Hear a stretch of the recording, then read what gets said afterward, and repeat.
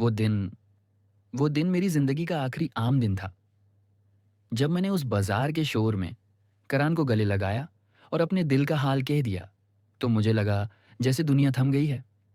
लेकिन असली सफ़र तो उसके बाद शुरू हुआ।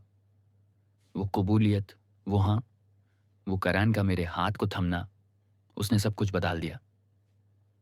पहले मेरी सुबह सूरज निकालने से होती थी, लेकिन अब मेरी सुबह ताब होती है जब करान मेरी टैक्सी का दरवाज़ा खोलता है। अब वो पिछली सीट पर नहीं बैठता, बिल्कुल नहीं। वो मेरे बराबर बैठता है, फ्रंट सीट पर, मेरे हक में। दुनिया के लिए हम शायद आज भी एक ड्राइवर और पैसेंजर होंगे, लेकिन उस घड़ी के शीशों के पीछे हम प्रेमी बन चुके थे। हमारा रिश्ता अब शब्द। मुझे याद है वो पहली बारिश वाली सुबह, जब हमारे रिश्ते को कुछ ही दिन हुए थे। ट्रैफिक जाम लगा हुआ था, मुंबई की सड़कें पानी से भरी हुई थीं। बाहर का शोर कान फाड़ रहा था, लेकिन मेरी टैक्सी के अंदर एक अलग ही दुनिया थी। एसी की हल्की ठंडक और हम दोनों की सांसों की गर्माहट। मैं स्टीयरिंग व्हील पर उंगलियां बजा रहा था, बेचैनी में नहीं, बस सुकून में। करान मेरी तरफ देख रहा था।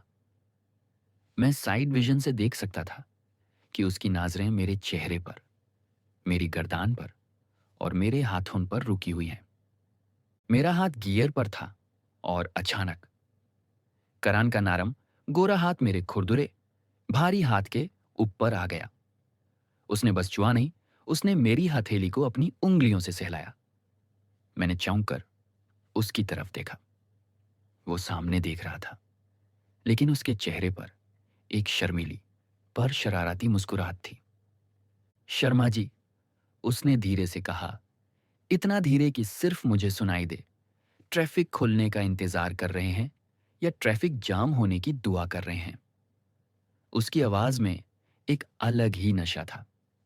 मैंने मुस्कुराते हुए अपनी घानी मूंछों को थोड़ा हिलाया।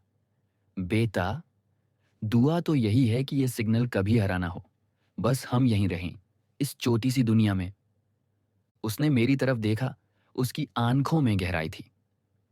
मुझे अच्छा लगता है, उसने कहा, अपनी उंगलियां मेरी उंगलियों के बीच फंसाते हुए। आपका ये हाथ बड़ा है, सख्त है, मेहनत करने वाला हाथ। मेरे हाथ देखो, कितने पतले लगते हैं इसके सामने। मैंने उसके हाथ को पालत कर देखा। तुम्हारे हाथ मखमाल जैसे हैं, करान। मुझे डर लगता है कहीं मेरे खुरदुरे हाथ इन्हें छील ना दें। मैं एक पुरानी चट्टान हूं और तुम एक नाजुक फूल। आपके ये खुरदुरे हाथ ही मुझे सबसे ज्यादा सुकून देते हैं, उसने जवाब दिया। और फिर बिना किसी की परवाह किए उसने मेरा हाथ उठाकर अपने होंठों से लगा लिया। उसकी गर्म सांसें मेरी हथेली पर टकराएं और मेरी मूछें उसकी हथेली पर लगीं। वो किलक कर हंसा। वो हंसी मेरे लिए संगीत थी। उस पल मुझे एहसास हुआ कि ये सिर्फ अट्रैक्शन नहीं, ये रूह का बंधन है। उसने मेरी कलाई पर, जहां पल्स होती है, वहां एक छोटा सा किस किया। मेरी धड़कनों ने जैसे दौड़ लगा दी थी, लेकिन असली नजदीकियां तो बैंड कमरों में बढ़ीं। वो शाम मुझे आज भी याद है, जब पहली बार मैं उसके फ्लैट पर रुकने के लिए तैयार हुआ। बहुत बहुत तेज बारिश हो रही थी। हम दोनों भीग चुके थे जब टैक्सी से फ्लैट तक भागे। मेरे कपड़े मेरे जिस्म से चिपके हुए थे। मेरा भारी शरीर और ज्यादा भारी लग रहा था। करान ने मुझे एक टॉवल दिया। मैं अपने बाल पोंछ रहा था कि उसने मेरे हाथ से टॉवल ले लिया। लाइए, मैं कर देता हूं, उसने कहा। मैं माना करने वाला था, लेकिन उसकी आंखों में जो चाहत थी, उसने मुझे रोक दिया। वो मेरे करीब आया, बहुत करीब।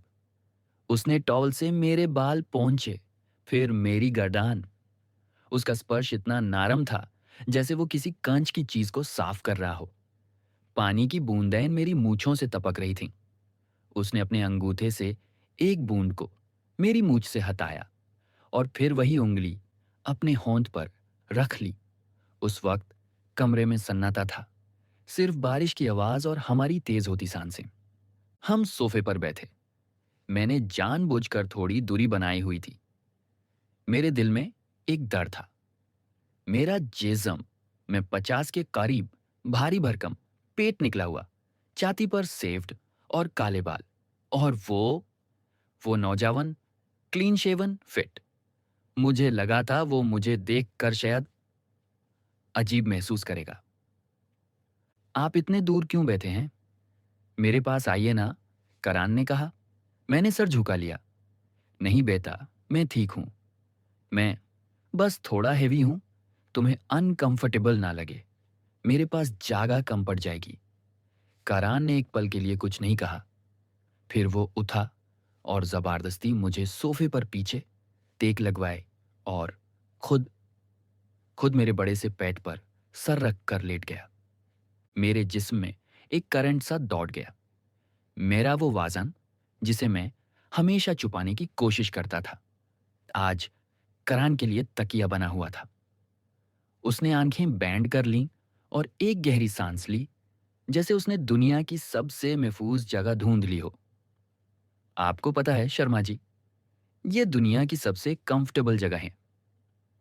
नरम, गरम, और यहां से आपकी धड़कन सुनाई देती है। धक धक, धक धक। मेरी आंखों में नमी आ गई।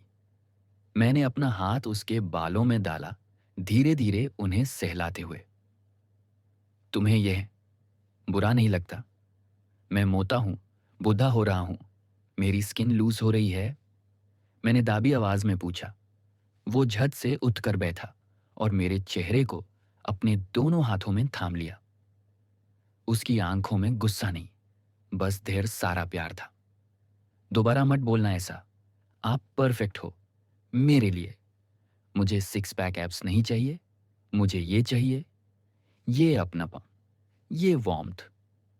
आप मेरे बड़े टेडी बेयर हो, और मैं इस बेयर को कभी नहीं छोड़ने वाला। और फिर बिना किसी जल्दबाजी के उसने अपने होंठ मेरे होंठों पर रख दिए। वो मेरा पहला गहरा किस था। करान के होंठ नरम थे, मेरे सख्त और मूंछों वाले। उसकी सांस तेज थी, मेरी थमी हुई। उसने अपना मुंह खोला और हमारी सांसें एक हो गईं। उस पल उम्र का फासला मिट गया, क्लास का फासला मिट गया। मैंने अपनी बाहों में यूज से भर लिया। मेरा बड़ा जिस्म उसके पतले शरीर के लिए एक ढाल बन गया। जब उसके नरम हाथ मेरी शर्ट के अंदर गए और मेरी हेरी चेस्ट पर फिरे, तो मुझे लगा मैं पवित्र हो गया हूं।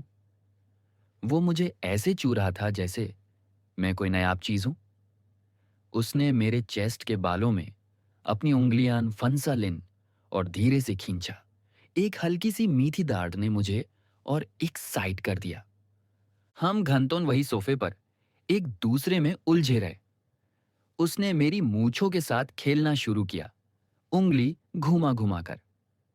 अगर आपने ये मूछें कभी कतवाई ना, तो मैं बात नहीं करूंगा, उसने मस्ती में कहा। ये मेरी फेवरेट हैं। इनमें से गुड़गुड़ी होती है जब आप किस करते हो। मैंने हंसकर उसके नाक पर एक हल्की सी किस की। ये मूछें अब तुम्हारी गुलामी करेंगी, सरकार। हमारा रूटीन अब बदल गया था। टैक्सी चलाने के बाद मैं सीधा कारण के पास जाता। वो मेरा घर बन गया था। कभी कभी मैं उसके लिए खाना बनाता और कभी वो मेरी थकान उतारता। एक रात मैं बहुत थका हुआ था। प्यूर दिन क्लच और ब्रेक दबाते दबाते मेरे पैर और कंधे दुख रहे थे। मैं चेयर पर बैठा था, आंखें बैंड किए हुए। करान मेरे पीछे आया। उसने बिना कुछ बोले मेरे कंधों को दबाना शुरू किया। उसके हाथ पतले थे, लेकिन उनमें एक अजीब सी ताकत थी, या शायद वो प्यार का जादू था। उसने मेरे गर्दान की नासों को दबाया। बहुत टेंशन लेते हैं आप, उसने कहा। रिलैक्स कीजिए शर्मा जी, मैं हूं ना। मैं पिघल गया। हमेशा मैं लोगों का बोझ उठाता था, आज कोई मेरा बोझ उठा रहा था। मैंने अपना सर पीछे किया, जो उसके पेट से जा लगा। तुम जादूगर हो करण, मैंने कहा। उसने झुककर मेरे माथे को चूमा। फिर वो मेरे सामने घुटनों पर बैठ गया। उसने मेरे जूते उतारे मेरे मोजे, सॉक्स उतारे और मेरे पैरों को अपनी गोद में रख लिया। मैं शर्मिंदा हो गया। अरे बेटा, ये क्या कर रहे हो? ये गंदे पैर हैं। मैंने पैर पीछे खींचने चाहे, लेकिन उसने पकड़ लिए। आपके पैर गंदे नहीं हैं, ये थके हुए हैं। इन्होंने दिन भर मेहनत की है, मेरे लिए, हमारे लिए। उसने मेरे पैरों की मालिश शुरू की। मेरी आंखों से आंसू निकल आए। उस दिन मैंने जाना कि प्यार का मतलब सिर्फ रोमांस नहीं, सेवा भी होती है। रातें रातें सबसे खूबसूरत होती। जब दुनिया शांत हो जाती, तब हमारी दुनिया जगती थी। बेडरूम में हल्की नीली लाइट थी। मैं बिस्तार पर लेटा हुआ था। शर्ट उतरती थी। मेरा भारी शरीर चदार के नीचे था। करान मेरे ऊपर लेटा हुआ था। उसका सार मेरे सीने पर था। मेरे बालों में उंगलियां फिरा रहा था। हमारी धड़कनें एक रिदम में थीं। मेरे हाथ उसकी नंगी पीठ पर फिर रहे थे। उसकी रीढ़ की हड्डी, स्पाइन के हर मोड़ को महसूस कर रहे थे। शर्मा जी, आपने कभी शादी क्यों नहीं की? उसने अचानक पूछा। मैंने गहरी सांस ली, उसका सर सहलाते हुए। शायद तुम्हारा इंतजार कर रहा था। पता नहीं था कि तुम आओगे, पर दिल ने किसी और को आने ही नहीं दिया। अकेलापन मेरा दोस्त बन गया था जब तक तुम नहीं आए। लोग कहते थे शर्मा अकेला मरेगा, पर उन्हें क्या पता, शर्मा को तो जीने की वजह अब मिली है। करान ने थोड़ा ऊपर खिसक कर मेरे चेहरे को देखा। उसकी आंखों में एक ऐसी चमक थी जो सिर्फ चांदनी रात में समुद्र में दिखती है। मैं आपको कभी अकेला नहीं छोड़ूंगा, उसने कहा। पता है, जब मैं लेक्चर्स में होता हूं तो मेरा ध्यान बोर्ड पर नहीं, घड़ी पर होता है कि कब शाम हो, कब मैं उस टैक्सी के स्टैंड पर पहुंचूं और कब वो हॉर्न सुनाई दे। मैंने उसको अपनी तरफ खींचा। वो मेरे ऊपर आ गया, मेरे चेहरे के बिल्कुल करीब। हमारे जिसमें एक दूसरे से पूरी तरह साते हुए थे। स्किन से स्किन का टच, उसकी स्मूथ स्किन और मेरी हेरी स्किन का कॉन्ट्रास्ट हम दोनों को पगाल कर रहा था। Make love to me Sharma ji, उसने फुसफुसाया। मुझे महसूस कराइए कि मैं सिर्फ आपका हूं। मेरे हर हिस्से पर अपना नाम लिख दीजिए। और उस रात हमने सिर्फ जिस्म नहीं मिलाए, हमने रूह मिलाई। मैंने अपनी सारी ताकत, अपनी सारी नरमी उस पर लुटा दी। मेरा हर स्पर्श उससे यही कह रहा था कि तुम मेरे हो। जब मैंने उसे अपनी बाहों में जकड़ा तो उसने मेरी पीठ पर अपने नाखून गड़ा दिए। वो दर्द भी मीठा था। मेरा वजन, मेरी उम्र, मेरी झुर्रियां सब उस पर गायब हो गए। मैं बस एक मर्द था जो अपने महबूब को तूत कर जा रहा था।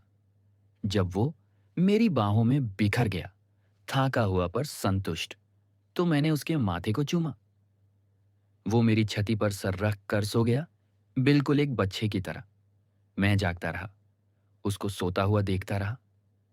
उसकी हर सांस के साथ मेरा दिल धड़क रहा था। मैंने सोचा, भगवान, अगर इसके बदले मुझे मेरी बाकी जिंदगी भी देनी पड़े तो ले लो, लेकिन ये पल मुझसे मत छीनना। सुबह जब सूरज की किरण कमरे में आए तो हम अभी भी एक दूसरे में उलझे हुए थे। उठने का मन नहीं था। मैंने धीरे से उठ कर चाय बनाई और बिस्तर पर ले आया। करान ने नींद में ही मुस्कुराते हुए आंखें खोलीं। हमने एक ही कप से चाय पी। हर सिप के साथ हमारा प्यार और गहरा हो रहा था। गुड मॉर्निंग जान, उसने कहा। जान, यह शब्द अब मेरे नाम से ज्यादा मीठा लगता था। हम तैयार हुए। मैंने यूजे यूनिवर्सिटी ड्रॉप किया, लेकिन अब अलविदा कहना मुश्किल हो गया था। गेट पर उसने इधर उधर देखा और जल्दी से मेरे हाथ को दबाकर एक फ्लाइंग किस दी। शाम को मिलते हैं, लेट मत होना। वो मुस्कुरा कर चला गया। मैं वहां खड़ा रहा जब तक वो अंदर नहीं चला गया। लोग मुझे देख रहे थे। एक टैक्सी ड्राइवर जो खाली टैक्सी के साथ मुस्कुरा रहा था।